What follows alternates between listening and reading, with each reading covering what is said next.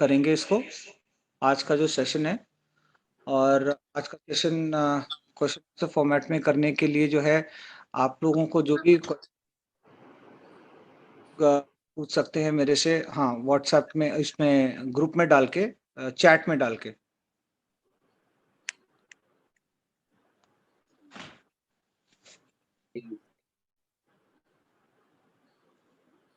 Chat पे आप लोग पूछ सकते हैं। दोस्तों, हम लोग देख रहे हैं कि ये जो कोरोना का टाइम चल रहा है, ये बहुत ही ज़्यादा जो है वो डिफिकल्ट टाइम चल रहा है सबके लिए।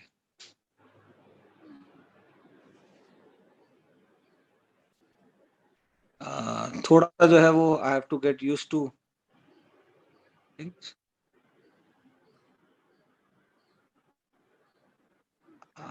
Am I audible to everyone?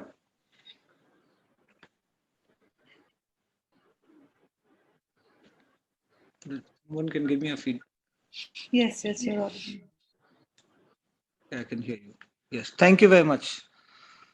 Preeti, thank you. Pravesh, thank you very much. Thank you, Sudarshan.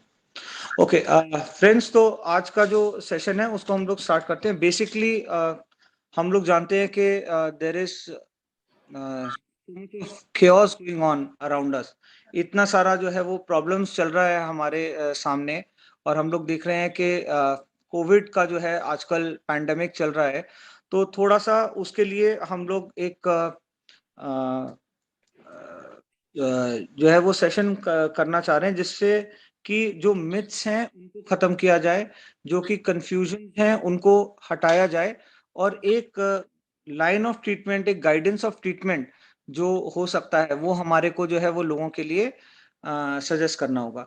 अगर आप लोग चाहे तो अपना प्लीज कैमरा ऑन कर सकते हैं, so it will be more interactive session. तो आपको होस्ट जो ऑर्गेनाइजर्स हैं, क्या वो कैमरा ऑन करने का परमिशन दे सकते हैं, so that we can be more interactive for those people who can have their cameras on. Friends, जो पैंडेमिक है कोरोना का, ये अब हम लोग जानते हैं कि ये एक सेकेंड वेव चल रही है। सेकेंड वेव चलने का मतलब ये है कि पहली बार जो कोरोना आया था वो, या उसी प्रकार का कोरोना जो है वो दोबारा आ गया है। मगर असलियत में अगर हम देखें और सही तरीके से हम इसको समझने की कोशिश करें, तो ये इस बार जो कोविड की स्थिति आई है, कोरोना की स्थिति आई है, कोविड-19 की बीमारी आई है, ये अपने आप में टोटली पहले वाली कोविड से जो है वो अलग है। इसमें क्या फर्क है और इसके अंदर क्या बदलाव है, इसको समझना बहुत जरूरी है। पहले का जो कोरोना आया था, उसके अंदर जो है वो पहले बहुत हल्की बीमारी से शुरुआत हो रही थी। हल्की बीमारी से शुरुआत होने से क्या हो रहा था कि पहले 3-4 दिन थोड़ा सा बॉडी एक, सर दर्द, या हल्का सा ऐसा लगना कि शायद हल्का फुल्का बुखार है। अगले 4-5 दिन जो है वो हो सकता है टेस्ट या स्मेल चली जाए, और उसमें से 8वें 9वें दिन के बाद कुछ लोगों को जो है वो लंग्स के अंदर इन्फेक्शन और सांस लेने की दिक्कत हो रही थी। ये देखा गया था पिछले साल जो कोविड की स्थिति आई थी। मगर इस साल की जो ये कोविड की स्थिति आई है, इसमें दो बहुत ही ज्यादा खतरनाक और बहुत ही ज्यादा महत्वपूर्ण चीजें जो है वो सामने आई हैं, जिसके अंदर नंबर 1, इसके अंदर लंग की इन्वॉल्वमेंट बहुत जल्दी आ जाती है बीमारी के अंदर। तीसरे दिन 5वें दिन तक लंग इन्वॉल्व हो जाते हैं इसके अंदर। और जब भी साइटोकाइनिन स्टॉर्म आता है, तो हम देखते हैं कि सडनली जो है वो लंग्स की इन्वॉल्वमेंट बढ़ गई है। जैसे कि डे 3 पे अगर किसी की सीटी स्कैन कराया और उनका जो है वो सीटी स्कोर 6/25 है, और डे 5 पे जब उनको साइटोकाइनिन स्टॉर्म आया और उनका सीटी स्कैन कराया, तो अचानक से उनका सीटी स्कोर जो है 18/25 हो गया। तो इतना वेरिएशन जो है वो देखा जा रहा है, और ये पिछले बार नहीं था। दूसरी चीज, पिछले बार ये चीज हम समझ रहे थे कि जो कोविड का वायरस है वो इजीली स्प्रेड नहीं हो रहा है। इजीली स्प्रेड होने का मतलब ये है कि अगर दो लोग हैं एक कमरे में, तो ये पॉसिबल है कि शायद वो कोविड का वायरस जो है दूसरे आदमी पे स्प्रेड ना हो। मगर इस बार ये देखा गया है कि ये कोविड का वायरस जो है बहुत तेजी से स्प्रेड हो रहा है। इसके कई कारण हो सकते हैं। एक कारण ये हो सकता है कि कोविड का जो वायरस का म्यूटेशन है उसने अपना लाइफ साइकिल जो है वो लंबा कर लिया है। इसका मतलब ये है कि वो और कठिन परिस्थितियों में जो है वो जीवित रह सकता है और कठिन परिस्थितियों में जो है वो पनप सकता है। तो उसका एक कारण ये हो सकता है और उसका दूसरा कारण ये हो सकता है कि पहली बार हम लोगों ने सोचा कि हो गया, हम ठीक हो गए, अब सब कुछ सही है, थोड़ा हम लोग भी इग्नोरेंट हो गए और अब हम जो है वो क्लोज कांटेक्ट में हैं और जैसे कि आप देख रहे हैं न्यूज़ के अंदर हर आदमी बता रहा है कि ये जो है वो एक पेंडेमिक हो गई है, ये एक एयरबॉर्न डिजीज हो गई है। तो ये कारण हो सकते हैं जिसकी वजह से ये वायरस जो है वो हो सकता है कि इस बार जो है वो स्प्रेड ज़्यादा हो रहा है। तो ये हो गया कोविड वायरस के बारे में। अगली चीज़ जो है हम लोग डिस्कस करते हैं कि इस बार जो है वो क्या चीज़ें जो है वो देखी जा रही हैं ज़्यादा। क्या नाम है मोबाइल? क्या चीज़ें जो है वो देखी जा रही हैं ज़्यादा। इसके अंदर नंबर 1 जो है वो ये देखा जा रहा है कि इसके अंदर जो लोग हैं, उनके मन में डर बहुत ज़्यादा है, फ़ियर बहुत ज़्यादा है और उनके अंदर जो है वो बहुत ज़्यादा अनईज़ीनेस है जिसकी वज़ह से बहुत ज़्यादा कन्फ्यूज़न लोगों के बीच में आ गया है। तो आज मेरी कोशिश रहेगी कि आप लोगों को जो है उस डर, फ़ियर, कन्फ्यूज़न के बारे में बताऊँ जिससे कि हम अपने हम लोग उसमें बेटर जो है वो कर सकें और अपने पेशेंट्स को भी जो है वो उस हिसाब से हम मैनेज कर सकें। अपने दोस्तों को, अपने फ्रेंड, फैमिली को, जिन लोगों को भी इसमें प्रॉब्लम है या वो लोग कोविड से पीड़ित हैं, वो लोग इसके अंदर जो है वो ध्यान दे सकें। तो सबसे पहले इसके लिए हमारे को समझना चाहिए कि ये कोरोना वायरस क्या चीज़ है? तो कोरोना वायरस जो है वो एक आरएनए वायरस है। आप लोग शायद इसके बारे में जानते हैं। आरएनए वायरस जो है सिंगल स्ट्रैंडेड होता है और इसके जो है वायरस के जो है ऊपर एक प्रोटीन शेल है, जिसको हम स्पाइक प्रोटीन बोलते हैं। जो प्रोटीन शेल है, ये हमारे बॉडी में जाके और लंग्स के अंदर कुछ रिसेप्टर्स होते हैं, एस रिसेप्टर्स।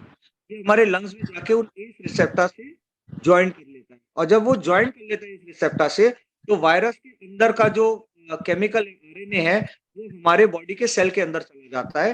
जब हमारे बॉडी के सेल के अंदर चला जाता है, तो हमारे बॉडी के अंदर से प्रोटीन्स को लेके फटाफट वो रेप्लिकेट करना शुरू कर देता है।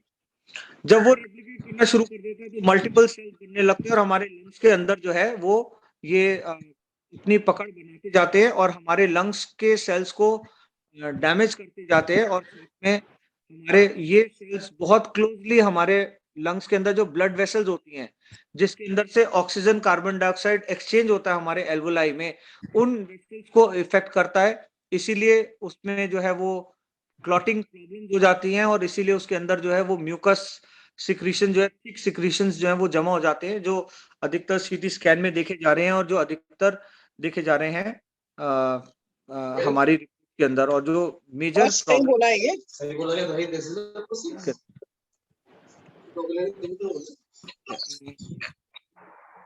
so there are other people who mics are not muted, if they can mute their mic also, that would be nice. तो ये जो है वो कोविड का जो वायरस है उसके बारे में ये कुछ जानकारी हम लोग चाहिए जिससे कि हम ये समझ सके।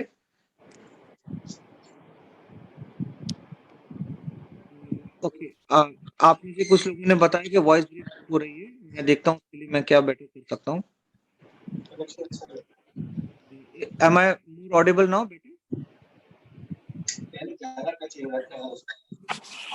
Saying can you others? I actually cannot see everyone. Right. So that is about the COVID virus. अब हम समझते हैं कोरोना वायरस। अब हम समझते हैं कि ये कोविड-19 क्या चीज है। तो कोरोना वायरस के होने से जो बीमारी होती है उसको कोविड-19 कहते हैं। जैसे कि माइकोबैक्टीरियम ट्यूबरकुलोसिस से होने से जो बीमारी होती है उसको ट्यूबरकुलोसिस कहते हैं। अगर लंग्स में हो जाए पल्मोनरी ट्यूबरकुलोसिस कहते हैं। इसी तरह कोरोना वायरस से होने वाली बीमारी को कोविड-19 कहते हैं।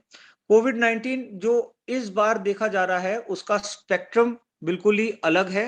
पिछली बार से, जैसे मैंने आपको बताया। इसके स्पेक्ट्रम में हम ये देख रहे हैं कि बहुत अर्ली इसके अंदर जो है वो सिम्टम्स आ जाते हैं। ये चीज अभी तक क्लियर नहीं हुई है कि अगर किसी को फर्स्ट डे सिम्टम्स आ रहे हैं तो उससे कितने दिन पहले वो एक्सपोज हो गया होगा। तो बहुत सारे लोग सोच रहे हैं कि हो सकता है कि 2 दिन पहले एक्सपोज हुआ हो सकता है 1 दिन पहले एक्सपोज हुआ हो, कुछ लोग सोच रहे हैं कि हो सकता है 15 दिन पहले एक्सपोज हुआ हो। तो अभी तक ये एक्सपोजर का टाइम जो है वो अभी तक ये एक्सपोजर का टाइम जो है वो नहीं क्लियर हो पाया है कि कितने दिन पहले एक्सपोज होगा। मगर जो कोविड की लाइफ साइकिल है उससे ये समझ में आता है कि 9 दिन से ज्यादा नहीं पहले एक्सपोज हुआ होगा। तो with the first day of symptom से लेके 9 डेज बिफोर तक जो है आप ये सोच सकते हैं कि उन 9 दिन के बीच में कहीं ना कहीं जो है वो एक्सपोजर हुआ होगा। क्योंकि ये हम देख रहे हैं कि इस बार जो कोरोना का वायरस है उसकी लाइफ साइकिल जो है वो 9 दिन की है, 9 डेज की उसकी लाइफ साइकिल है। तो अगर जो आज हमारे बॉडी में वायरस है, अगर हम कुछ भी नहीं करेंगे तो 9वें दिन वो वायरस जो है वो मर जाएगा। इसके जो शुरुआती सिम्टम्स हैं, जो बहुत सारे पेशेंट्स बताते हैं, शुरुआती सिम्टम्स में इनिशियली सबसे पहले जो है वो या तो आवाज में बदलाव लोगों ने नोट किया है, और आप शायद उसको नहीं नोट करेंगे मगर ऐसा हो सकता है कि आप जिससे फोन पे रेगुलरली बात करते हैं वो कहेगा कि जुकाम है क्या, आपकी आवाज बदली हुई है। या जो लोग आपको बहुत अच्छे से जानते हैं आपसे बात करेंगे तो कहेंगे शायद आपकी आवाज थोड़ी बदली हुई है, आपकी तबीयत ठीक है कि नहीं। तो या तो शुरुआती दौर में हल्का सा आवाज में बदलाव जिसको आप खुद नोटिस नहीं कर पाएंगे और कोई सिम्टम नहीं, या शुरुआती दौर में जो है वो थोड़ा बॉडी एक, आपको ऐसा लगे कि शायद मैंने आज काम ज्यादा कर लिया था इसलिए हल्का बदन में दर्द है, थोड़ा बदन टूटा है, या शायद ठंडे पानी से नहा लिया था। कुछ लोग कहते हैं शायद आज मैंने ठंडा दही खा लिया था इसलिए मेरे हो सकता है थोड़ा गला खराब हो या थोड़ा बॉडी एक हो। बट बिल्कुल इनिशियल सिम्टम्स के अंदर जो है हम देख रहे हैं कि लोगों को हल्का सा आवाज में बदलाव और बॉडी एक की शिकायत होती है। और तीसरे दिन चौथे दिन तक जाके हल्का गले में खराश, हल्की सी खांसी या बुखार भी आ सकता है। नॉर्मली बुखार जो लोगों को आ रहा है वो तीसरे दिन और चौथे दिन जो है वो लो ग्रेड फीवर होता है, मतलब 99 के आसपास, जिसमें लोग जो है वो सोचते हैं कि चलो सब कुछ सही है, कोई ज्यादा दिक्कत की बात नहीं है, आ गया होगा थोड़ा सा बुखार, मौसम चेंज हो रहा है, मौसमी बुखार है, या वायरल चल रहा है, या टाइफाइड चल रहा है उसकी वजह से आ गया होगा। या फिर जो है चौथे दिन के बाद जो है वो ये देखते हैं कि बीच में हाई ग्रेड फीवर आ जाता है 3-4 दिन के लिए। तो फीवर जो है वो पहले तीसरे चौथे दिन स्टार्ट होता है, 2 दिन तक लो ग्रेड रहता है और 2 दिन के बाद जो है वो फीवर हाई ग्रेड आ जाता है। बहुत सारे लोगों में ये देखा गया है कि 5वें दिन से लेके और 15वें दिन तक या 18वें दिन तक भी जो है उनको हाई ग्रेड फीवर रहता है, इसलिए कंटिन्यूसली उनको मेडिसिन दे के रखते हैं हम लोग, पैरासिटामोल। इवन वो कहते हैं कि बुखार नहीं है तो भी कंटिन्यूसली दे के रखते हैं। काफी पेशेंट्स में देखा गया है कि 5वें 7वें 8वें दिन में जाके फीवर उनका बॉटम लाइन टच कर जाता है और उसके बाद फीवर उनको नहीं आता है। तो ये जो है वो हो गई फीवर की बात। कुछ शुरुआती सिम्टम्स के अंदर ये देखा गया है लोगों के अंदर कि उनको डायरिया या लूज मोशंस के सिम्टम्स जो हैं वो हो सकते हैं। डायरिया या लूज मोशन के सिम्टम बिल्कुल शुरुआती हो सकते हैं। तो आप ये कह सकते हैं कि आवाज चेंज हुई, थोड़ा सा बॉडी एक हुआ, या उससे 1 दिन पहले डायरिया हुआ था, या उससे 1 दिन बाद डायरिया हुआ था। तो कुछ लोग रिकलेक्ट करते हैं कि डायरिया का सिम्टम भी जो है वो 2-3 दिन का डायरिया या 1 दिन का डायरिया उनको हुआ था, और वो काफी ज्यादा उनको डायरिया हुआ था और उनको याद रहता है कि हाँ भाई लूज मोशन हुए थे, 3-4 बार लूज मोशन हो गए थे मेरे को। तो इस तरह के जो है वो कुछ इनिशियल सिम्टम देखे जाते हैं। बाकी इसके अंदर सिम्टम्स के अंदर जो है वो एक बड़ा टिपिकल सिम्टम जो कि कोविड का है वो ये पसीना बहुत ज्यादा आना। बहुत सारे ऐसे लोग हैं जो कहते हैं कि दिन में 3-4 बार कपड़े चेंज करने पड़ते हैं, या रात में 1-2 बार अपने कपड़े चेंज करने पड़ते हैं, क्योंकि पसीना बहुत ज्यादा आ जाता है उनको। तो रात भर जो है वो पसीना आता है और उससे कपड़े गीले हो जाते हैं, फिर ठंड लगती है तो नींद खुल के जो है वो कपड़े चेंज करने होते हैं।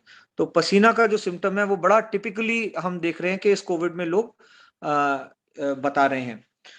उसके अलावा जो है वो और कुछ सिम्टम्स के अंदर हम देखते हैं कि जैसे कि एलर्जी के सिम्टम्स होना, आंख लाल होना, आंख में पानी आना, नाक में गले में खराश रहना, खुजली खारिश होना, कमर दर्द होना, बॉडी एक होना, पीठ में दर्द होना, जी घबराना, जी मचलाना, पेट भरा हुआ लगना, लूज मोशन होना, उल्टी जैसा महसूस होना, जोड़ों में दर्द होना, बॉडी पेन होना, ये सारे सिम्टम जो है वो कोविड के अंदर देखे जाते हैं इनिशियली और इनिशियल सिम्टम्स के अंदर। और through the spectrum of disease हम ये देखते हैं कि पूरे दौरान जो ये डिजीज होती है अंदर भी जो है वो इस तरह के सिम्टम्स देखे जाते हैं। दोस्तों, आप लोगों के मन में अगर कोई भी क्वेश्चंस आ रहे हैं, कोई भी चीज आप पूछना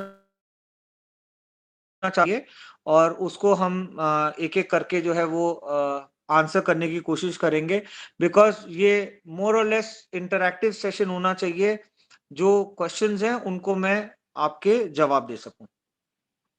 उसके बाद जो है दोस्तों, मैं कुछ चीजों को हाईलाइट करना चाहता हूं यहाँ पे, जिसके अंदर कॉमन मिस्टेक्स, हम कॉमन मिस्टेक्स क्या करते हैं। कॉमन मिस्टेक्स हम लोग ये करते हैं कोविड के अंदर, जो सबसे पहले इनिशियल स्टेजेस के अंदर हम कॉमन मिस्टेक करते हैं, वो ये होता है, ये जैसे न्यूक्लियर फैमिली है, हस्बैंड वाइफ दो बच्चे, उसके अंदर जो है वो मान लीजिए हस्बैंड को जो है वो बुखार आया। जैसे ही हस्बैंड को बुखार आया तो लोग पहले कहते हैं कि शायद कोविड है, शायद नहीं है, शायद ये मौसमी बुखार है, और 2 दिन निकाल दिए, हल्का फीवर था। तीसरे चौथे दिन जो फीवर हाई ग्रेड हुआ, उन्होंने जो है अपना कोविड का टेस्ट भेज दिया और कोविड के टेस्ट की रिपोर्ट आ गई पॉजिटिव। और जैसे ही कोविड के टेस्ट की रिपोर्ट पॉजिटिव आ गई, वो क्या करते हैं कि अपने बच्चों को जो है अपने पेरेंट्स के घर भेज देते हैं। अब हम ये नहीं कह सकते कि बच्चे जो है वो एक्सपोज थे कि नहीं थे, और अब आपने बच्चों को जो है अपने घर से अपने पेरेंट्स के घर भेज दिया है, तो पॉसिबिलिटी क्या हो जाएगी कि अगर आपके पेरेंट्स भी अनवैक्सीनेटेड हैं अभी तक, तो ये संभव है कि वो भी वायरस का शिकार हो जाएं, और बच्चे भी एक्सपोज हों तो बच्चे भी वायरस का शिकार हो जाएं, और उधर भी जो है वो बीमारी हो जाए, तो कोई भी फैमिली में बचा नहीं रहता जो एक दूसरे की मदद कर सके। तो ये एक कॉमन मिस्टेक है जिसके अंदर जो है वो लोग ये गलती करते हैं। मैं ये बताना चाहता हूँ कि हमें, अगर कोई हमारे से इनिशियली कांटेक्ट करता है या हमारे पे इनिशियली कोई फीवर या इस तरह की चीज आती है, तो हमारे को ये चीज देखना चाहिए कि हम जो है लोगों को ट्रैवल ना कराएं, एक जगह से दूसरी जगह उनको ट्रैवल ना कराएं, और उनको हम जो है वो दूसरे लोगों को भी जो एक्सपोज ना करें, जिससे कि वो हमारी मदद करने के लिए सक्षम रहें कभी भी अगर हमारे को कोई दिक्कत हो रही है। साथ साथ जो है वो कुछ गलतियां जो हैं वो लोग करते हैं आइसोलेशन के अंदर भी। अब आइसोलेशन के अंदर गलती क्या करते हैं, आइसोलेशन, मान लीजिए हस्बैंड वाइफ दोनों को जो है वो कोविड हो गया, तो दोनों एक कमरे के अंदर आइसोलेट हो जाते हैं इनिशियली, और बहुत ज्यादा सोशल डिस्टेंसिंग मेंटेन नहीं करते हैं कमरे के अंदर भी। पास पास हैं, बुखार में हैं, आपस में एक दूसरे से बात करते हैं, मास्क नहीं पहन रखा है, एक ही बिस्तर पे लेटे हुए हैं, बहुत ज्यादा डिस्टेंस नहीं है, आपस में बातें करते रहते हैं। तो इसमें ये देखा गया है कि कई बार जो है वो किसी एक की आंख के अंदर इन्फेक्शन हो जाता है, या किसी के जो है वो वायरस का इन्फेक्शन जो है कान के अंदर हो जाता है, ओटाइटिस मीडिया हो जाता है, उनको उनको साइनोसाइटिस हो जाता है, उनको जो है वो आई इन्फेक्शन हो जाता है, और उनकी रिकवरी काफी स्लो हो जाती है।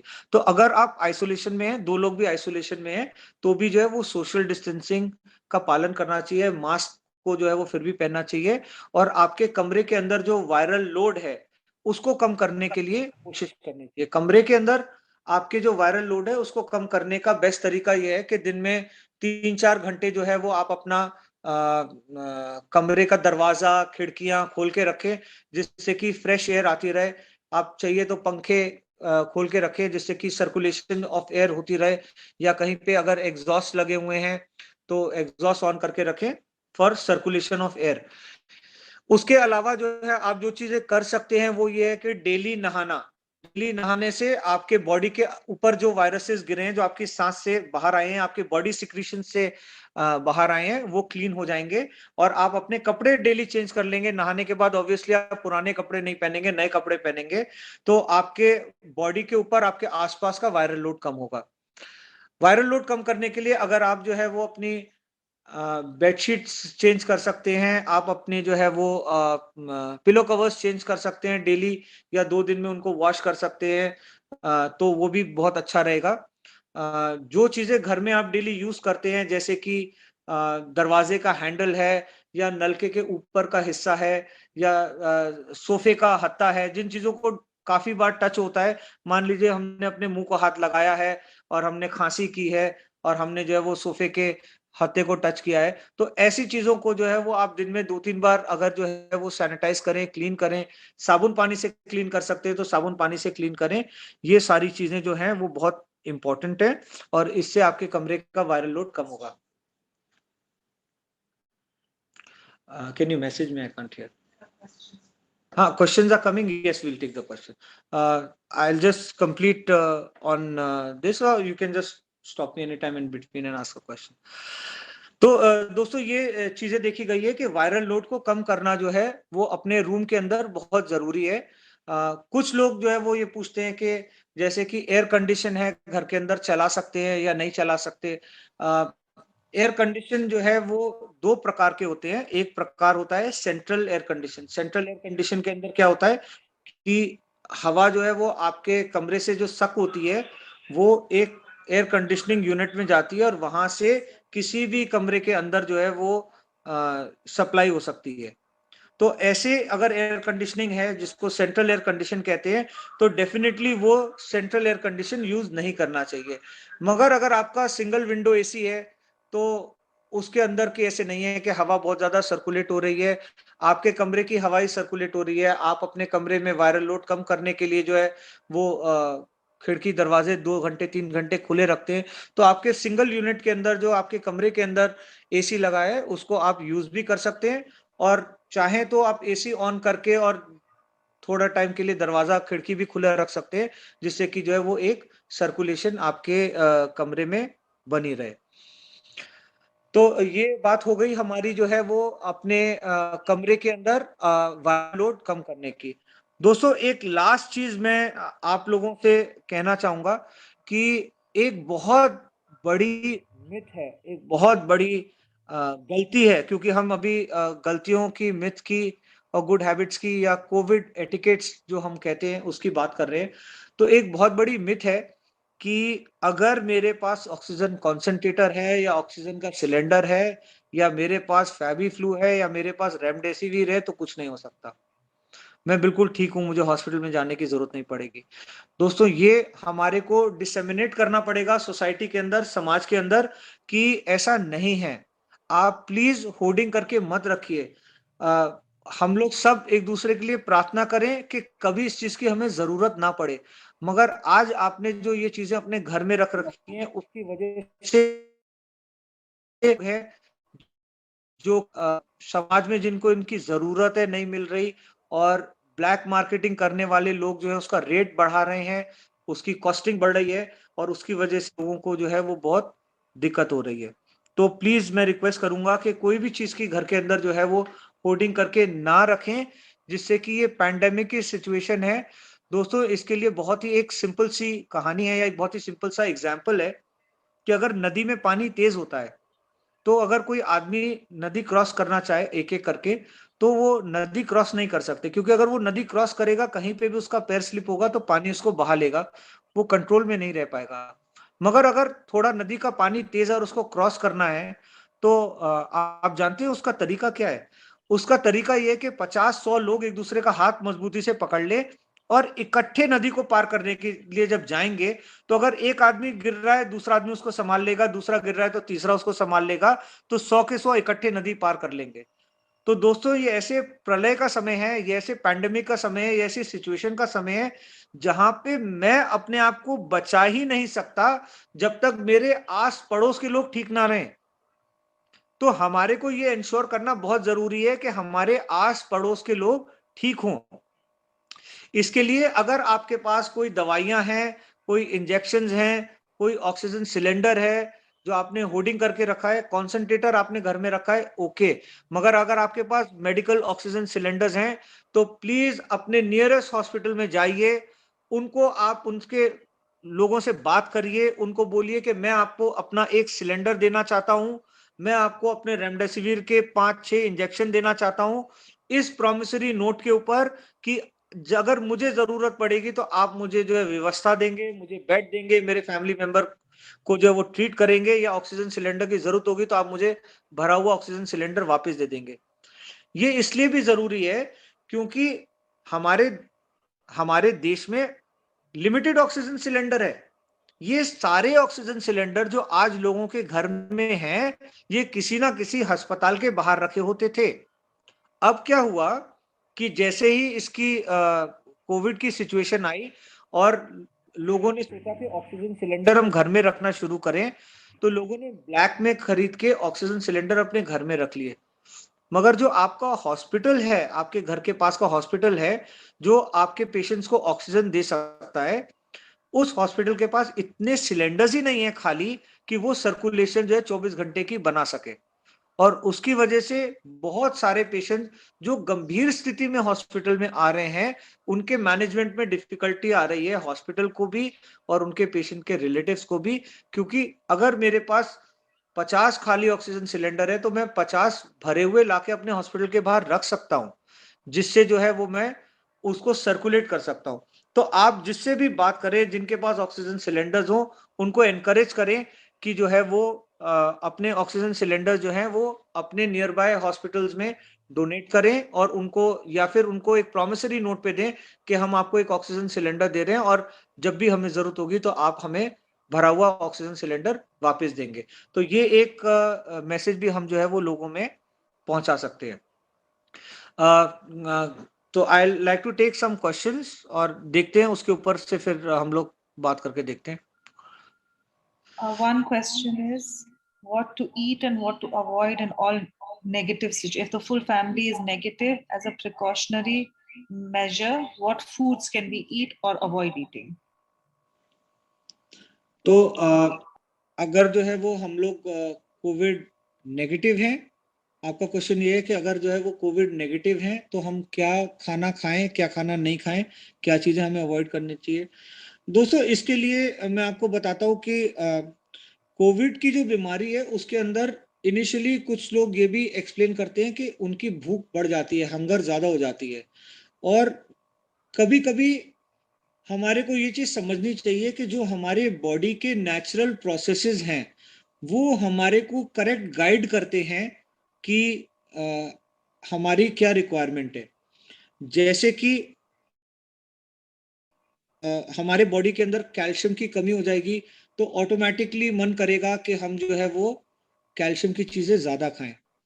हमारे को डायबिटीज हो जाएगी तो असेंशियली क्या हो रहा है कि हमारे बॉडी के सेल को शुगर की प्राप्ति नहीं हो रही, तो ऑटोमेटिकली हमारी बॉडी जो है वो मीठा खाने के लिए जो है वो हमें कहेगी और हमारा मन करेगा मीठा खाने के लिए।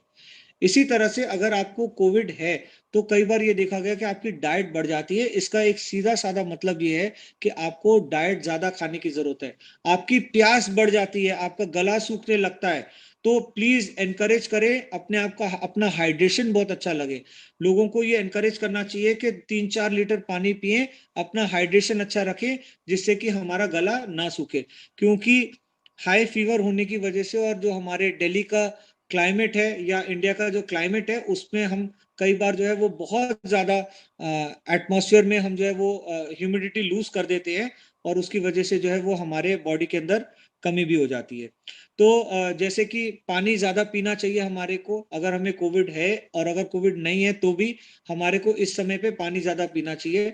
अच्छा न्यूट्रिशनल डाइट हमारे को लेना चाहिए। न्यूट्रिशनल डाइट के अंदर जो है वो सैलेड्स है, वेजिटेबल्स हैं, फ्रूट्स हैं, इन चीजों को हमारे को ज्यादा लेना चाहिए। फाइबर की डाइट हमें ज्यादा लेनी चाहिए, स्पेशली कोविड पेशेंट्स को जो है वो फाइबरस डाइट ज्यादा लेनी चाहिए। तो सब्जी, सलाद, पपीता, इन सारी चीजों को ज्यादा लेना चाहिए।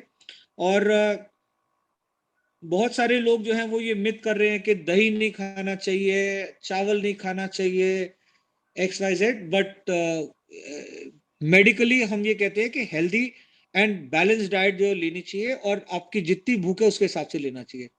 कई बार कोविड के अंदर जो है वो GI सिम्टम्स भी होते हैं और उसके अंदर पेशेंट को जो है फुलनेस होती है या पेट भारीपन होता है, पेट वो ज्यादा डाइट नहीं ले पाता है। ऐसे पेशेंट को जो है वो डाइट के लिए फोर्स नहीं करना चाहिए, मगर डेफिनेटली ये चीज देखनी चाहिए कि उनको कम से कम basic nutrition, basic calorie requirement of the body उनको मिल रही है।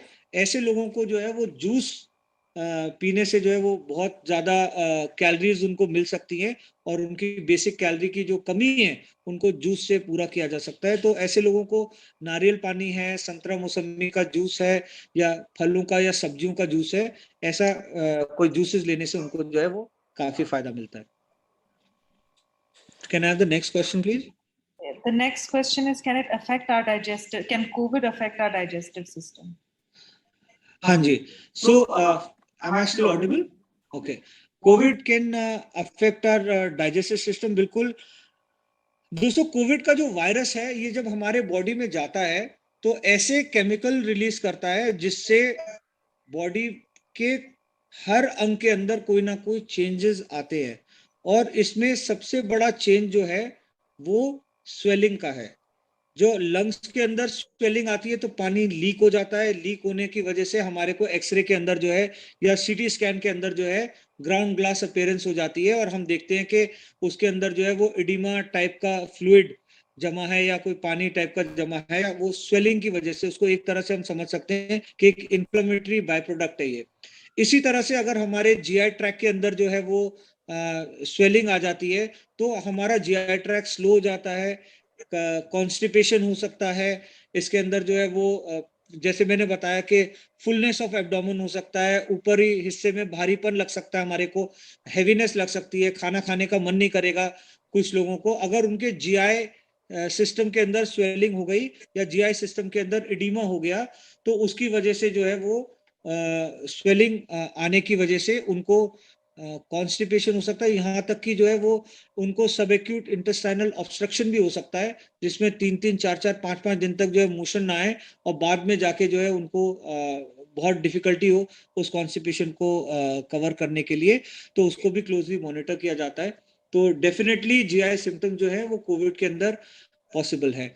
कुछ लोगों को अगर आप फोर्स करेंगे खाना खाने के लिए तो नोजिया, वॉमिटिंग भी हो सकता है, उल्टी भी हो सकती है। और एक एस्पेक्ट इसका ये है कि इतने सारे दवाइयाँ जो है वो लेनी पड़ती है, या लोग सोचते हैं हम इतने सारी मेडिसिन ले रहे हैं इस बीमारी के लिए, और इसकी वजह से भी जो है वो नोजिया वॉमिटिंग एक कॉमन साइड इफेक्ट है हर दवाई का, जो काफी लोग ऐसे होते हैं जिनको दवाइयाँ खाने से जो है वो नोजिया वॉमिटिंग हो सकता है, तो ये भी एक उसके ऊपर सुपर एडेड सिम्टम हो सकता है। दोस्तों, मेरे टीचर जो है वो मेरे को कॉलेज में हमेशा सिखाते थे कि अगर आपने जो है वो एक दवाई लिखी है तो आपको अभी बीमारी के बारे में पता नहीं है, आप बीमारी की खोजबीन कर रहे हैं। अगर आपने 2 से 4 दवाइयां लिखी हैं तो आपको बीमारी के बारे में सब कुछ पता है और आप बीमारी का पूरा इलाज अच्छे से करना जानते हैं। और अगर आपने बीमारी के बारे में 8-10 से ज्यादा दवाइयां लिखी है तो आपको कुछ भी नहीं पता, आपने सारी दवाइयां दे दी, कहीं ना कहीं कुछ ना कुछ चल जाएगा। तो ये बहुत संभव है कि कोविड के अंदर जो है वो बहुत सारी ऐसी मेडिसिन हैं जो लोग कहते हैं कि जी कोविड का स्टैंडर्ड ट्रीटमेंट, कोविड का डॉक्टर साहब कोविड का स्टैंडर्ड ट्रीटमेंट ले लिया हमने, आइवरमेक्टिन खा लिया, एजिथ्रोमाइसिन खा लिया, डॉक्सीसाइक्लिन खा लिया। तो ये कोविड का स्टैंडर्ड ट्रीटमेंट नहीं है। ये ट्रीटमेंट जो है वो सब स्पेक्युलेटिव ट्रीटमेंट है कि हम ये सोच सकते हैं कि इनका शायद कोई रोल हो, और क्योंकि कोविड के बहुत सारे ऐसे पेशेंट्स हैं जो कि बिना कुछ करे भी ठीक हो सकते हैं, और ये दवाइयां लेके भी बहुत सारे ऐसे पेशेंट हैं जो ठीक हो सकते हैं। तो हमारे को लगता है शायद ये दवाइयां काम कर रही हैं, और लगभग सब लोग जो है वो इन दवाइयों को यूज कर रहे हैं। तो कोई कोविड का स्टैंडर्ड प्रोटोकॉल नहीं है। तो दवाइयों के बारे में भी हम बात करेंगे, अगर आप में से कोई इसके बारे में प्रश्न पूछेगा तो इसकी हम बात करेंगे, बट ये है कि कोविड का कोई स्टैंडर्ड ट्रीटमेंट नहीं है। I'm suffering from sore throat and diarrhea since yesterday. However, I have been at home since 19th April. Could this be a symptom? देखिए, कोविड का ये सिम्टम हो सकता है, और अब हम जानते हैं कि इंडिया के अंदर जो है वो हर पैमाने में और हर तरह से जो रिसर्चर्स हैं उन्होंने ये सोच समझने के बाद ये बताया है या ये उन्होंने स्टेटमेंट दिया है कि it is a very high likelihood that Covid is airborne now, और इसीलिए जो है वो ये बताया है कि इंस्ट्रक्शंस भी दिए कि अगर आप घर के अंदर भी हैं और आपको कोविड नहीं हुआ है तो आपको मास्क पहन के रखना चाहिए, आपको डबल मास्किंग करनी चाहिए, क्योंकि there is a high possibility that it is airborne. तो ये संभव है कि आपको जो है जो लूज मोशन डायरिया का सिम्टम है वो कोविड का हो सकता है। Friends, it's very important during a pandemic हमारे को अपना सस्पिशियस लेवल बहुत हाई रखना चाहिए। हमें उम्मीद रखनी चाहिए कि ये डायरिया का सिम्टम कोविड का नहीं है, मगर एट द सेम टाइम हमारे को ये अपने दिमाग में सर्टेनिटी रखनी चाहिए कि कोविड का सिम्टम भी हो सकता है, और उसके लिए जो जो चीजें करने की जरूरत है हमें वो चीज करनी चाहिए। जैसे मैंने शुरू में आपको बताया कि डायरिया में भी one of the earliest symptom to come even before change of voice. तो अगर आपको डायरिया है तो it is the right time to be isolated, it is the right time to be very cautious. आपके घर वालों से सोशल डिस्टेंसिंग रखिए जिससे कि वो लोग बीमार ना पड़े। Drink a lot of water, have juices, have food that suits your palate, and let's hope that it is not Covid but keep a very close eye. And अगर आपको जो है वो कोई सो थ्रोट, बुखार या ऐसी कोई भी सिम्टम हो तो आपको जो है वो डेफिनेटली अपना जो है वो टेस्ट कराना चाहिए, और आपको ये देखना चाहिए कि कोविड का सिम्टम है कि नहीं है।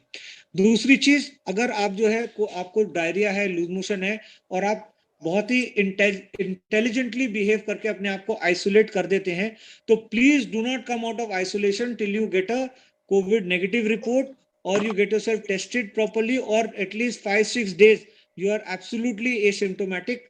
Then also when you come out of isolation, please be masked. आपको मास्क पहना होना चाहिए। आप अपने जो है वो हैंड वॉश जो है वो कम से कम 10-20 बार दिन में करें अपने कमरे के अंदर और अपने घर के अंदर। ये सोचिए कि वायरल लोड हो सकता है, और वायरल लोड कम करने के लिए जैसे मैंने बताया डेली नहाना है, कपड़े डेली चेंज करने हैं, दरवाजे खिड़कियां खोल के रखनी 1-2 घंटे के लिए, हवा का जो है वो एक्सचेंज हो जाए। और स्पेशली उन लोगों के लिए जिनके घर में छोटे बच्चे हैं, छोटे बच्चे जमीन पे हाथ ज्यादा लगाते हैं, जमीन को टच कर लेते हैं, कई बार अपने पैरों को टच करते हैं। बड़े लोग जो है वो अधिकतर ऐसे नहीं करते कि जमीन को हाथ लगाया, पैरों को टच किया, या अगर करते भी है तो उसके बाद अपने हाथ धो लेते हैं। तो अगर आपके घर में छोटे बच्चे हैं तो आप अपने फ्लोर की हाइजीन के ऊपर जरूर ध्यान दें कि जिस कमरे में या जिस एरिया में बच्चे ज्यादातर रहते हैं उस कमरे में कम से कम 2-3 बार अगर आपने एंटीसेप्टिक का पोछा लगा लिया, पोछे में डिटॉल डाल के या लाइजॉल डाल के या कोई भी एक्सवाइजेड आपने हाइड्रोक्लोरिक एसिड डाल के आपने जो है वो लगा लिया, या सैनिटाइजर डाल के लगा लिया, कुछ भी लाइट आपने एंटी बैक्टीरियल, एंटीसेप्टिक, एंटीवायरल कोई भी चीज डाल दिया, तो उससे ये संभव है कि आपके फ्लोर का जो है वो वायरल लोड कम हो जाएगा। तो definitely diarrhoea could be one of the initial symptoms. What are the emergency warning signs or situations of COVID to go to hospital rather than home isolation? Very good. अगर आपको emergency science क्या हो सकते हैं, किन चीजों को आपको ध्यान में रखना चाहिए जिसमें आप ये कह सके कि आपको हॉस्पिटल जाने की जरूरत है। तो फ्रेंड्स, अगर जो है वो इनिशियली आप ये देख रहे हैं कि आपका फीवर 5वें-6ठे दिन तक भी जो है वो दिन में 3 बार पैरासिटामोल लेके और साथ पे एडिशनल एक एंटीपायरेटिक या एंटी इन्फ्लेमेटरी दवाई लेके, अगर उसके बावजूद भी आपका फीवर 5-6 दिन रेगुलरली जो है वो 100 से ऊपर है, 101 से ऊपर है, कम नहीं हो रहा, बेसलाइन नहीं टच कर रहा, तो दैट इज द टाइम आपको सोचना चाहिए कि शायद हॉस्पिटल जाने की जरूरत है।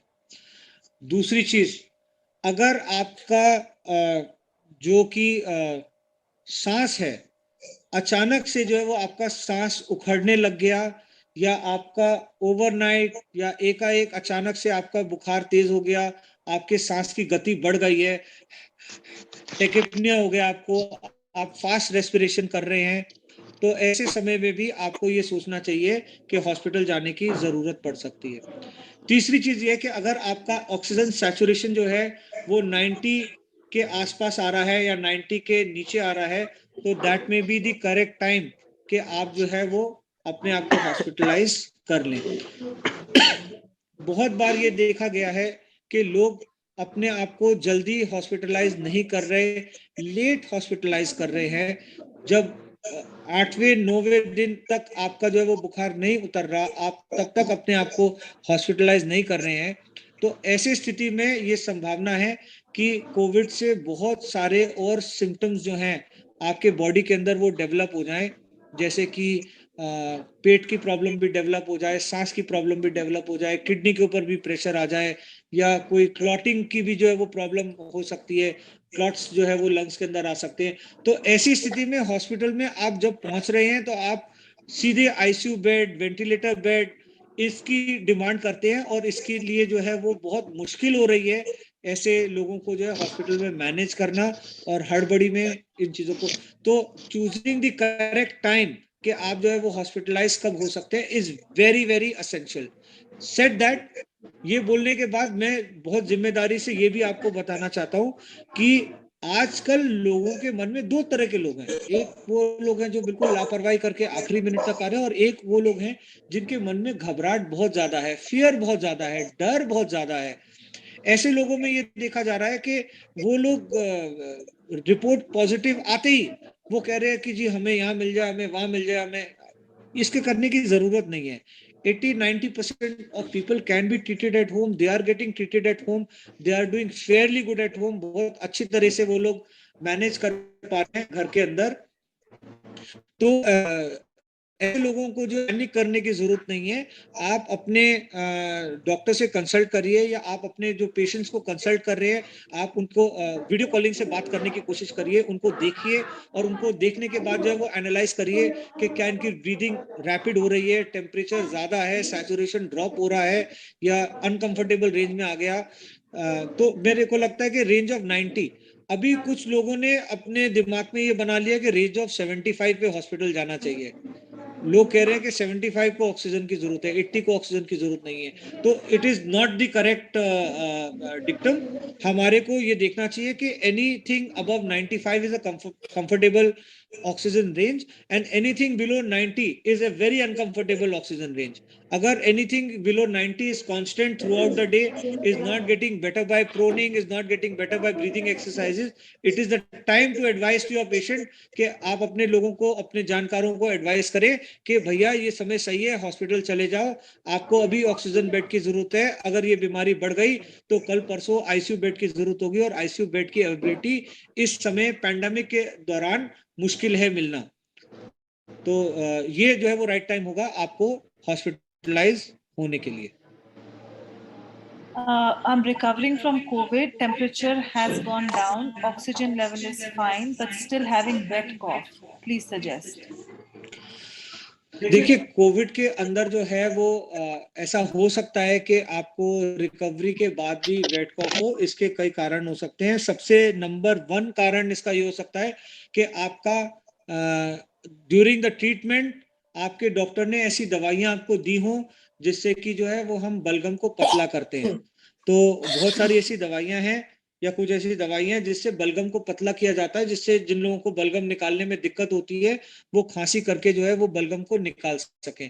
तो ऐसा हो सकता है कि आपको वेट कॉफ इसलिए हो रहा हो क्योंकि अभी भी आप वो दवाइयां ले रहे हैं। डॉक्टर से कंसल्ट करें उस चीज के लिए, और अगर आपको वेट कॉफ है, वेट कॉफ जो है वो ऐसी अगर दवाइयां चल रही है तो उनको बंद कर सकते हैं, नंबर 1। नंबर 2, कोविड के अंदर वेट कॉफ होने का दूसरा कारण ये हो सकता है सुपर एडेड इन्फेक्शंस। ऐसा हो सकता है क्योंकि कोविड के अंदर जो है वो लंग्स हमारे वेट हो जाते हैं, लंग्स हमारे जो है वीक हो जाते हैं, और हमारी इम्यून सिस्टम जो है वो काफी कमजोर हो जाती है, क्योंकि हम स्टेरॉइड्स भी ले रहे हैं, हम बहुत सारी ऐसी दवाइयां ले रहे हैं जिससे हम इम्यून अपना सिस्टम सप्रेस कर रहे हैं। तो सुपर एडेड फंगल इन्फेक्शंस या super added bacterial infections possibility है। तो अगर ऐसी कोई चीज है तो आप अपने अगेन डॉक्टर से कंसल्ट करें। डॉक्टर्स आपको हो सकता है एंटी फंगल और एंटीबायोटिक्स का जो है वो कुछ टैबलेट्स दे, या खाली एंटी फंगल एंटीबायोटिक दे, सिचुएशन को देख के, और उस वेट कॉफ को जो है वो कंट्रोल किया जा सकता है। बहुत ही रेयर ऐसी सिचुएशन होगी जिसमें इन दोनों चीजों के अलावा भी आपको वेट कॉफ है, और अधिकतर ये देखा गया कि वो ऐसे पेशेंट्स होते हैं जिनको साथ में प्री एग्जिस्टिंग सीओपीडी हो या प्री एग्जिस्टिंग ब्रोंकाइटिस हो। तो अगर कोई प्री एग्जिस्टिंग कंडीशन है तो फिर उसको हमारे को उस हिसाब से ब्रोंकाइटिस को या उस हिसाब से हमारे को जो है वो ट्रीट करना चाहिए। इसके लिए सबसे बढ़िया तरीका जो है वो इनहेल्ड स्टेरॉइड्स या रोटाकैप से जो है वो हम देते हैं। पाउडर्ड फॉर्म में जो कैप्सूल होता है उसको पाउडर्ड फॉर्म में देते हैं और उसको जो है वो हम इनहेल कर सकते हैं, जिससे कि हमारे लंग्स के अंदर जो है वो स्टेरॉइड जो है वो डायरेक्ट एक्शन करता है और the amount of steroid that is taken is very small और उससे हमारे बॉडी के अंदर स्टेरॉइड के दूसरे साइड इफेक्ट्स, शुगर का, ब्लड प्रेशर का बढ़ना, इस तरह के साइड इफेक्ट्स भी नहीं होते हैं। Can we take multivitamin C, D, and zinc as safety precaution to improve our immunity? And at the same time, another question with this is whether zinc can cause loose motions. All members of the family were having GI disturbance whenever zinc was reintroduced. देखिए, zinc से या कोई भी दवाई से ये संभव है कि आपको कोई साइड इफेक्ट हो सकता है, तो उसके लिए आप अपने जरूर डॉक्टर से कंसल्ट करें और उसका एक ही डिक्टम है कि अगर आप पिन पॉइंट कर सकते हैं कि इस दवाई से मुझे जो है वो साइड इफेक्ट होता है तो इट इज बेस्ट अवॉइडेड, तो आपको जो है वो दवाई अवॉइड करनी चाहिए। कुछ लोगों को आयरन से होता है, अगर हम जो है वो इतनी मात्रा में, जितनी मात्रा में जिंक आजकल लोग खा रहे हैं इतनी मात्रा में हम आयरन देंगे लोगों को, तो आयरन से भी बहुत लोगों को loose motion, diarrhoea, GI symptoms हो जाएंगे। जिंक से भी बहुत सारे लोगों को लूज मोशन, डायरिया सिम्टम्स हो जाएंगे, या सिंपल पैरासिटामोल से भी हो सकते हैं लोगों को साइड इफेक्ट्स। या कुछ लोग होते हैं जो बताते हैं कि जैसे उनको सूट नहीं करती, उल्टी होती है, नोजिया, वॉमिटिंग, कुछ लोगों को हेडेक हो जाता है, रैशेज हो जाते हैं या लूज मोशन हो सकते हैं, ये चीजें हो सकती है। तो उसका सबसे मेन ट्रीटमेंट सोर्स यही रहेगा कि आपने वो नहीं खानी। और अगर आपके डॉक्टर को आप जब भी दिखा रहे हैं तो उनको आप ये बताइए कि जी हमारे को जिंक टॉलरेट नहीं होती है, जब भी जिंक लेते हैं तो हमारे को लूज मोशन होता है, तो ऐसे लोगों को डेफिनेटली जो है वो जिंक अवॉइड कर देना चाहिए। ठीक है, सेड दैट मैं फिर ये चीज एम्फसाइज करना चाहता हूँ कि zinc is not the treatment for Covid, ivermectin is not the treatment for COVID. Vitamin C is not the treatment for COVID. And azithromycin, doxycycline, these are not treatment for COVID. These are only given to support certain theory forms. ऐसी कुछ theories हैं जिससे हम ये कहते हैं कि Covid में ऐसा भी होता है, ऐसा भी होता है, ऐसा भी होता है, इस वजह से हम सोचते हैं ये दवाई आपको फायदा पहुंचाएगी। ठीक है ना, तो आपने डेफिनेटली जो है वो, अगर आपको कोई चीज सूट कर रही है या किसी चीज का आपको साइड इफेक्ट है या आपको नहीं सूट कर रही है तो उसको उस हिसाब से लेके जाना चाहिए। दूसरा आपने प्रश्न पूछा कि zinc, vitamin C, vitamin D, क्या इन चीजों को आप जो है वो एज अ इम्यूनिटी बूस्टर अगर आपको कोविड नहीं हुआ तो ले सकते हैं? डेफिनेटली ले सकते हैं आप। हमारे को ये चीज समझनी पड़ेगी कि जो इंसान है, इंसान को भगवान ने एसी के कमरे में बैठने के लिए नहीं बनाया था। अगर ऐसा होता तो भगवान हर आदमी के साथ एक एसी भी पैदा करता। ठीक है, भगवान ने इंसान को बनाया रोड पे चलने, रोड पे नहीं, खेत में, जंगल में चलने के लिए। ठीक है, बॉडी के ऊपर धूप पड़ना चाहिए, कपड़े हमने बनाए हैं, this is man made, body पे धूप पड़ना चाहिए। ठीक है ना, हमारे को मेहनत करना चाहिए, दिल्ली से आगरा चल के जाना चाहिए। जो पुराने जमाने में थे मुगल, पुराने जमाने के लोग थे, राजपूत ठाकुर थे, ये लोग जो है, या don't do that, it disturbs me, ये लोग जो थे, ये लोग जो है वो बार बार जो है ये लोग चल के जाते थे, इतने आगरा तक जाते थे, अलग अलग जगह चल के जाते थे, और खाना भी इतना खाते थे, 56 भोग की थाली खाते थे, 4-4 किलो फल खा जाते थे एक टाइम में। अगर हम जो है वो अपने बॉडी की विटामिन और न्यूट्रिशन को खाली पूरा करना चाहते हैं तो हमारे को जो है वो कम से कम 7 to 8 kgs of fruit individual should eat. हम वो नहीं खा सकते क्योंकि हम यहाँ से गोल चक्कर तक भी जो है वो स्कूटर पे जाते हैं, बाइक पे जाते हैं या कार में जाते हैं, तो we can not eat so much of diet. So definitely dietary supplements are one of the essential parts of our life. Dietary supplement best taken in natural forms are very good. Like berries हो गए, berries के अंदर जो है वो high fibre होता है, berries के अंदर जो हाई विटामिन होता है, हाई बी कॉम्प्लेक्स लेवल होता है, तो अगर हम बेरीज थोड़ा ज्यादा खाएं अपने खाने के अंदर तो वो बहुत चीजें हैं। इसी तरह से गुआवा के अंदर विटामिन सी लेवल ज्यादा होता है। मगर सेड ऑल दिस, ये सारी चीजें भी इतनी मात्रा में संभव नहीं है। और अभी आज हम लोग जो है वो जल्दी जल्दी अपना इम्यूनिटी बूस्ट करना चाहते हैं, तो keeping up with the modern times, definitely vitamins, minerals, zinc, all these things should be taken as immunity boosters. And even if you don't have COVID, vitamin D, zinc, vitamin C are very essential part of our and calcium also if you can add, and especially अगर females हैं तो वो calcium जो है वो definitely लें। तो these can be added in our daily daily dietary supplement form, और इससे जो है वो हमारे को definitely बहुत फायदा मिलेगा। If someone is on a juice diet only, can they take vaccination? Juice diet, अच्छा, वैक्सीनेशन लेने के लिए आपके कोई डाइटरी रिस्ट्रिक्शंस नहीं है। अगर आप जो है वो सिर्फ लिक्विड ले रहे हैं या हेल्थ रीजन से या कुछ टाइम के लिए या कोई और कारण से, जैसे कुछ लोगों को अगर जो कैंसर होता है वो लोग सॉलिड नहीं ले सकते, तो अगर आप खाली लिक्विड डाइट ले रहे हैं तो मेन चीज ये है कि लिक्विड डाइट के अंदर आपने ये देखना चाहिए कि आपकी न्यूट्रिशनल रिक्वायरमेंट जो है वो पूरी हो रही है, आपकी कैलोरी रिक्वायरमेंट पूरी हो रही है, आपके बॉडी को सफिशिएंट अमाउंट के अंदर कार्बोहाइड्रेट, फैट्स एंड प्रोटीन्स जो है वो मिल रहा है। अगर आप जो है एक बैलेंस लिक्विड डाइट ले रहे हैं तो दैट में be working out good for you. और वैक्सीन लेने के लिए कोई कॉन्ट्राइंडिकेशन नहीं है इसमें। अगर आप को वैक्सीन की अवेलेबिलिटी है तो आप जरूर जो है वो वैक्सीन लगाइए। My father, who is a heart patient, 55-year-old, has been recovering well after he was tested positive on 26th. He is having no symptoms since many days. Is he safe now? And please say what to do now after he recovers. And another one, after he was tested, I was perplexed and filled with anxiety and nausea and had to go to the bathroom several times. But after taking bland meals, I'm okay for now. Please tell any precautions for me too. So I'm just calculating, it is 7 + 9. देखिए, अगर हम लेके चलें तो corona की जो life cycle है, जैसे मैंने आपको शुरू में बताया, तो कोरोना वायरस की लाइफ साइकिल जो है वो 9 दिन की है। 9 दिन का मतलब क्या हुआ कि अगर आज मुझे कोरोना का वायरस लगा तो 9 दिन बाद ये वायरस मेरे बॉडी से खत्म हो जाएगा। मगर जो 9वें दिन भी मेरे बॉडी में वायरस रेप्लिकेट कर रहा है, वो वायरस जो है 18वें दिन में जाके खत्म होगा।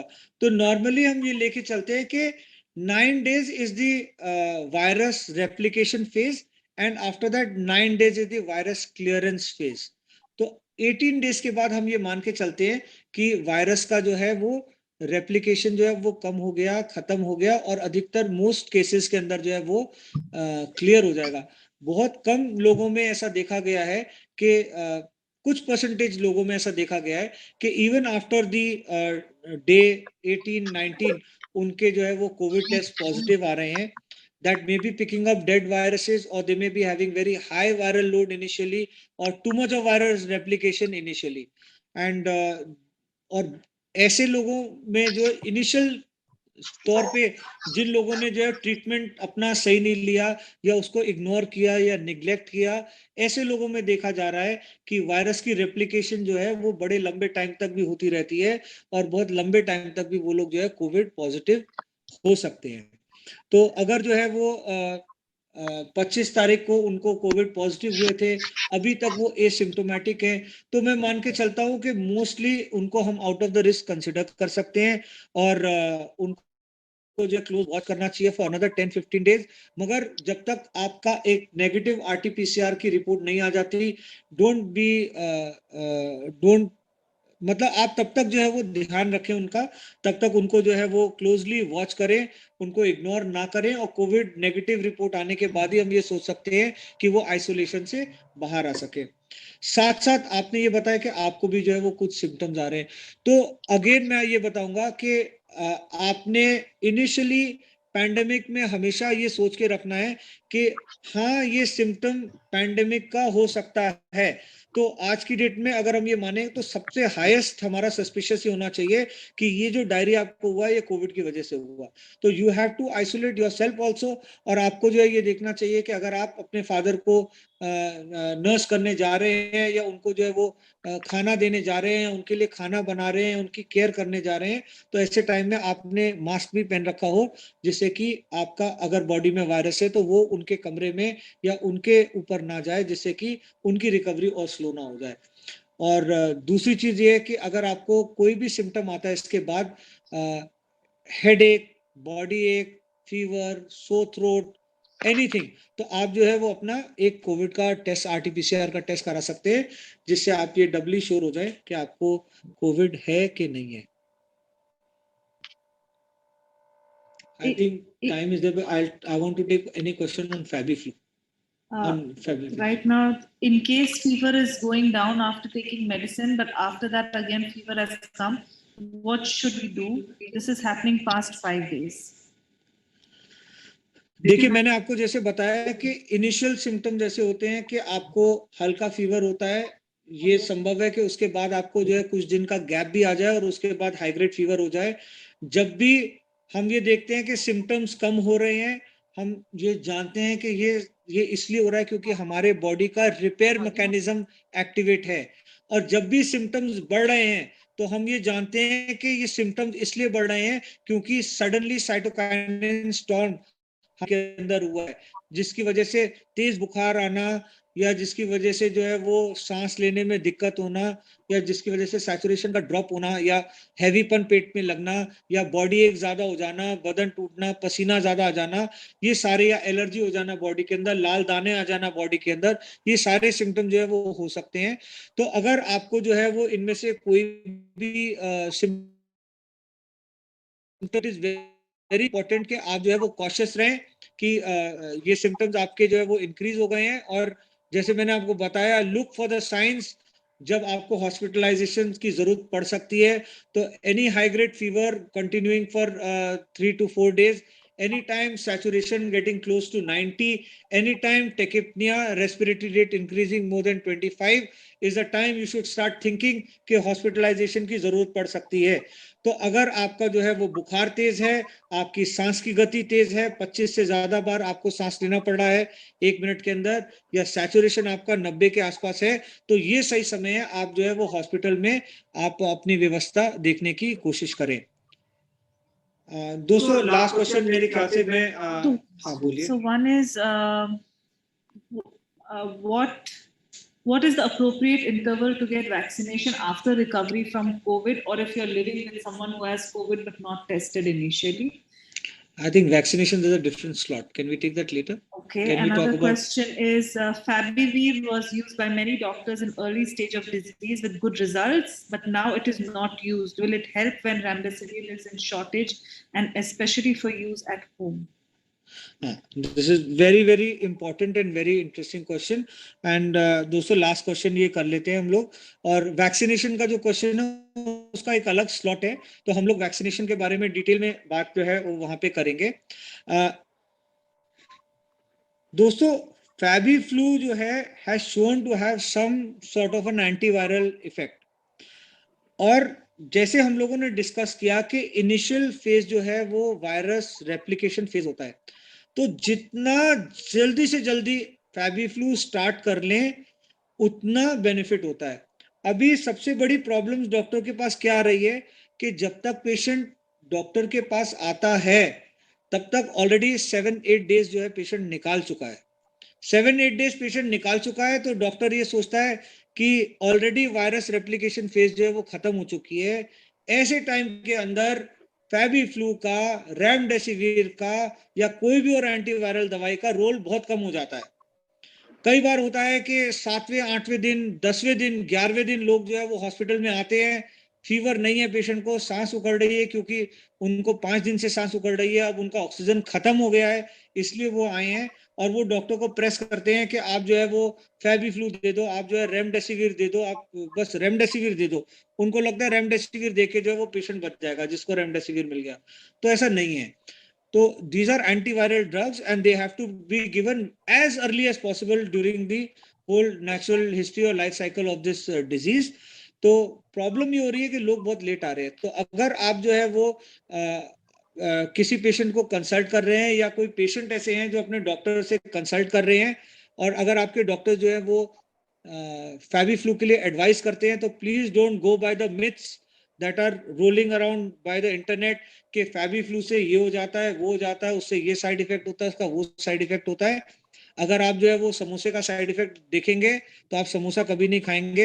अगर आप जो है दाल का साइड इफेक्ट देखेंगे, दाल ज्यादा खाने से क्या नुकसान हो सकता है, तो आप दाल कभी नहीं खाएंगे और आप कोई भी चीज जो है वो जिंदगी में कभी नहीं ले पाएंगे अगर आप साइड इफेक्ट देखेंगे। तो don't look at the side effect. आपके डॉक्टर आपको प्रिस्क्राइब कर रहे हैं ये दवाइयां क्योंकि इनका डेफिनेटली आज के टाइम के अंदर बेनिफिट टू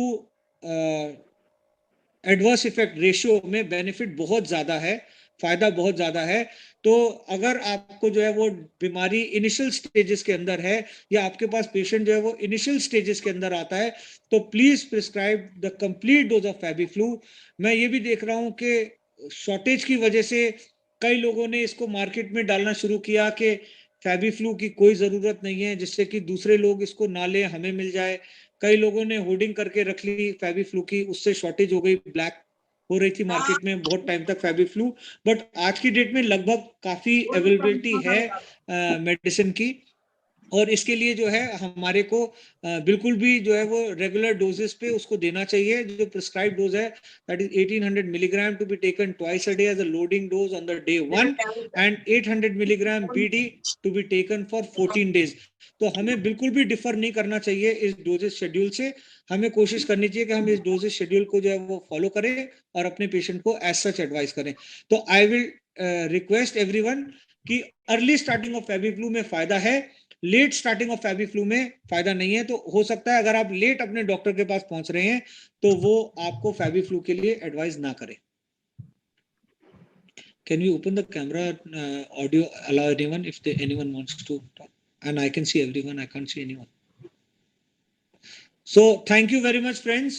I hope कि जो मैं ये कोशिश कर रहा हूँ कि लोगों के बीच में हम लोग जो है कुछ मिथ्स को खत्म कर सकें, हम कुछ क्वेश्चंस को आंसर कर सकें, कुछ कंफ्यूजन को दूर कर सकें, क्योंकि बहुत लोगों में, बहुत सारे लोगों में ये फैलाने की जरूरत है और आप सब जो है वो अब सक्षम है इसमें